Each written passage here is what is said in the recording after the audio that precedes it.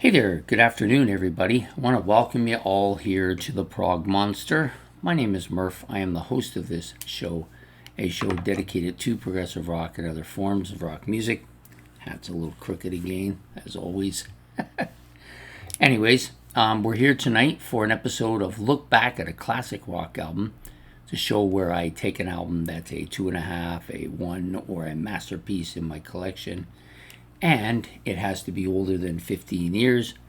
Got a good one for you today. We're going with Stevie Ray Vaughan's Double Trouble, and Double Trouble, the album is Couldn't Stand the Weather. You can see it down there at the bottom. So this is his second studio album. I'm going to get my notes up here because I'm going to need them.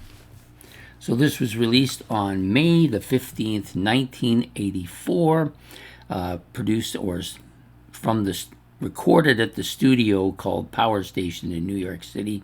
It's about 38 minutes or so in length, on the Epic record label, and produced by Stevie Ray Vaughan and Double Trouble, along with Richard Mullen and Jim Capfer. Featured on the album is Stevie Ray Vaughan and Double Trouble, which is SRV on vocals and guitar, Tommy Shannon on bass, and Chris Layton on the drums. Some guests on this album as well. So you got Stevie Ray's brother, Jimmy Vaughan, doing rhythm guitar on Couldn't Stand the Weather and Things That I Used to Do. Fran Christina on drums on Stang's Swang. Stan Harrington on tenor sax on Stang's Swang. So there are 8 tracks on this album.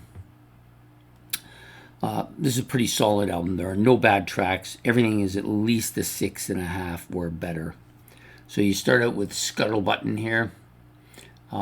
Most of this album is kind of bluesy. Of course, that's what you would expect from a guy like Stevie Ray Vaughan.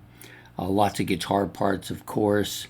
There is at least one jazz song on the album. And there are some kind of, and I wouldn't call them poppy songs, but kind of radio-friendly tracks, I guess, is the best way to go. So it starts out with Scuttlebutton, which is the opening track. It's kind of a fast-paced guitar bit. Definitely, the whole song is an instrumental, no vocals on this track. Quite good. I like it. It's got that fast-paced, yeah, it's absolutely cool song. Next song up is the title track, Couldn't Stand the Weather.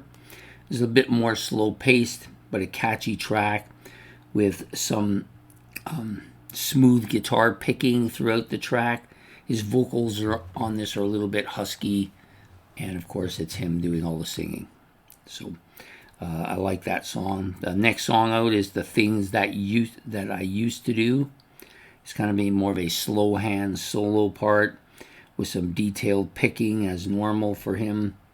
The vocals are similar to Couldn't Stand the Weather, very husky sound, more moderate range, nothing high, nothing low, just right down the middle.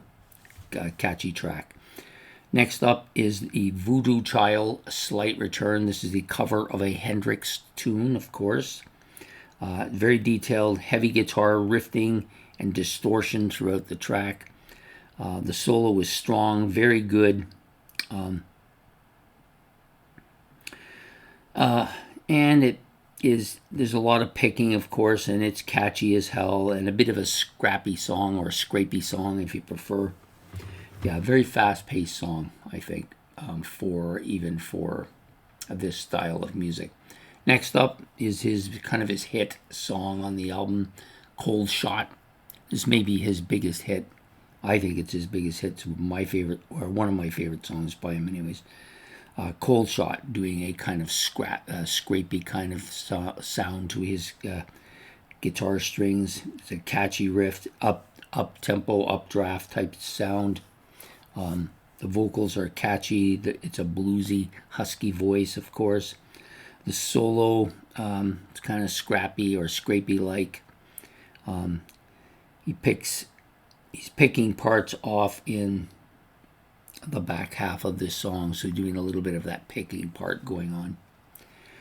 I like this song a lot. I gave it an 8. It's one of my favorite tracks. Next song up is Tin Pan Alley. It's kind of a melodic song. Slow-paced, bluesy track. Very bluesy, actually. Guitar is very detailed. The picking is very good. The vocals are bluesy, clear, but husky in its sound. And then we get to Honeybee, which is probably my favorite track on the album. Probably my favorite track by him overall. The vocals are catchy, up-tempo, fast-paced. The guitar and the guitar riffing are very catchy. The solo is detailed, frontal, and fast-paced. This is a catchy, up-tempo, bluesy track. It's one of those tracks that you want to sing along with. To me, it's like Cold Shot. They're both like kind of like that. And then the final track on the album, Stang Swang. This is the jazzy song. The rest of them are kind of more on the bluesy side, poppy or bluesy side if you prefer. This one is definitely much more jazzy, a much more jazzy number.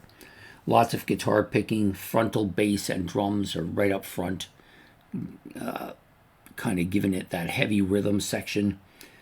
There's a heavy tenor sax here in part that's really quite good. And the sax and guitar are kind of trading off in this song quite a bit.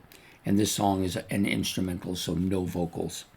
Yeah, that's it for Stevie Ray Vaughan's Couldn't Stand the Weather. One of, I think personally it's probably his best album. I don't know for sure that that's the case because I haven't really rated them or anything, but I think it's probably his best. I remember really liking this a lot when I first got it. Played it a lot. I haven't played it as much in recent years, but today I played the entire thing and forgot how good it was, and now I remember. Anyways, that's the album for Look Back at a Classic Rock album today.